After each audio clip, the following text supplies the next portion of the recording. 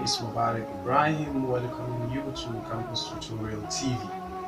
In today's edition, I will be discussing about the political economy of mass communication.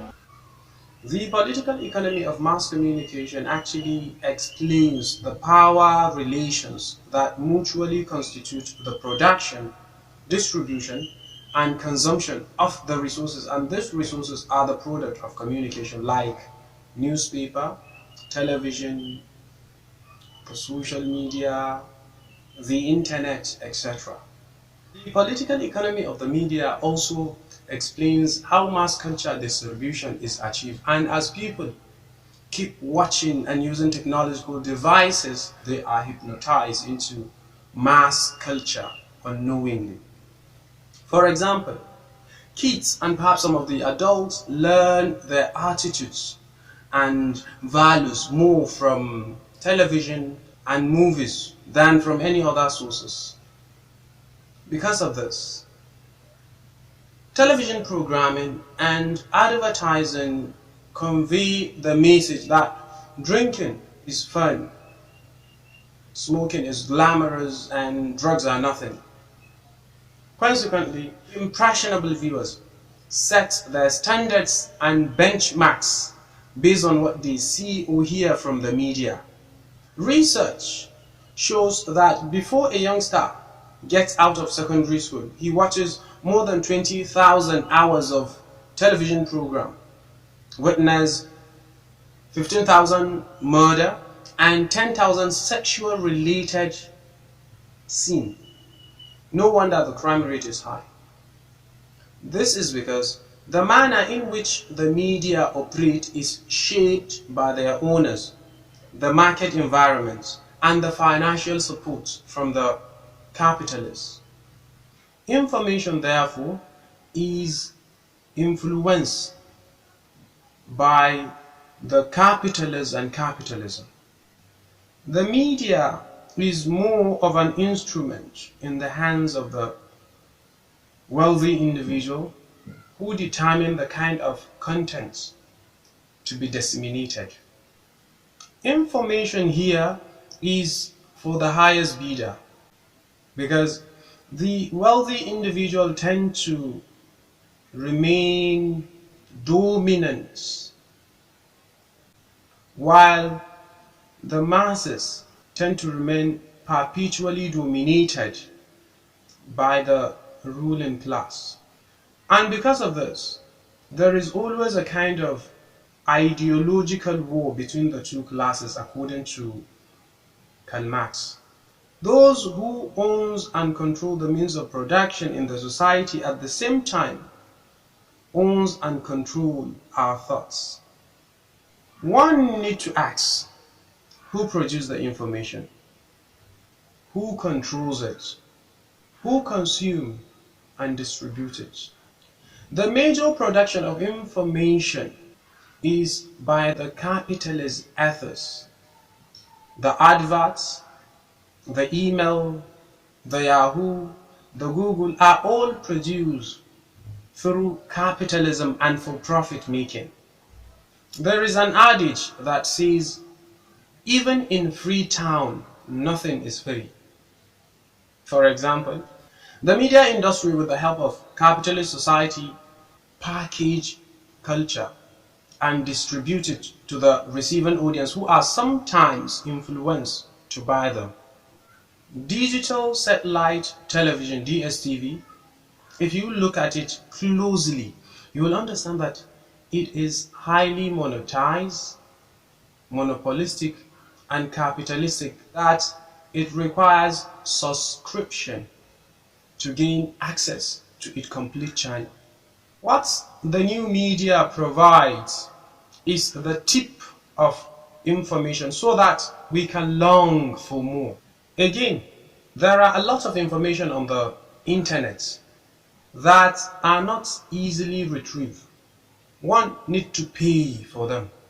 This implies that the new media is neither democratic nor it is pluralized, because the concept of pluralism, which means everybody having access to whatever they need, especially information, is not available. Because although the information is available, but access to such information is always keyed.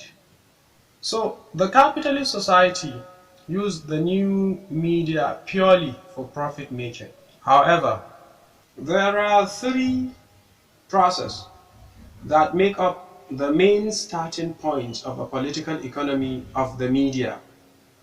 The first one is commodification, the second one is spatialization, and the third one is structuration. Taking the first one, which is commodification. Commodification as one of the processes that make up the main starting point of a political economy of the media has to do with the process of transforming things valued for their use into marketable products that are valued for what they can bring in exchange. For example, you may decide to turn a story that your friends enjoy into a novel or a film that could be sold in a marketplace for profit. The second one is spatialization. Spatialization as the second stage in the process that make up the starting point of a political economy of the media has to do with the process of overcoming the constraint of geographical space with all, among other things, the mass media and communication technology. For example, television has successfully overcome distance by bringing happenings, events around the globe right in front of our doorstep. Again, companies have also embraced computer communication to organize businesses all over the globe. And this technology has afforded them the ability and flexibility to move freely whenever the situation makes it difficult to do so. That is it with regard to the second stage, which is spatialization. Then the final stage, which is structuration. Structuration as the third stage in the main process that make up the political economy of the media has to do with the process of creating social relations, mainly those organized around social classes, race, and gender. With respect to social classes, the political economy of the media explain how inequality in income and wealth has deprived other people access to media while afford others access.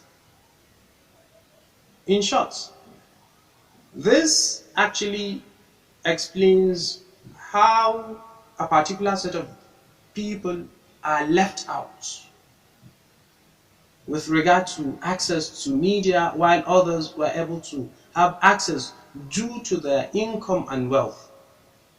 Finally, the political economy of the media has practical value because it calls attention on how communication business operates.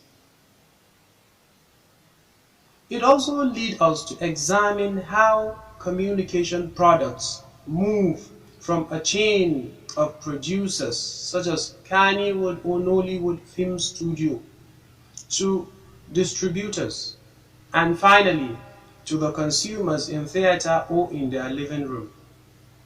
It also directs us on how consumers' choice, such as the website they visit, the television show they watch, are fed back into the decision that companies make about new media products. It also leads a political economist to understand the operation of power, the concept which addresses how people get what they want even when others do not want them to get it. Finally, it leads us to understand what it means to be a producer, a distributor, consumer, and to appreciate the growing ambiguity about what constitutes this category. Thank you.